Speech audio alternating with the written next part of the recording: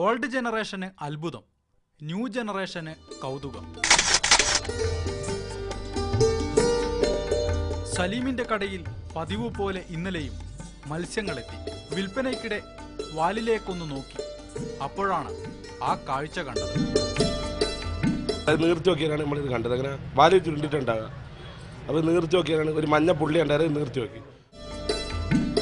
എഴുത്ത് അറബിയാണോ എന്നറിയാൻ വിദഗ്ധരെ കൊണ്ട് പരിശോധിപ്പിച്ചു.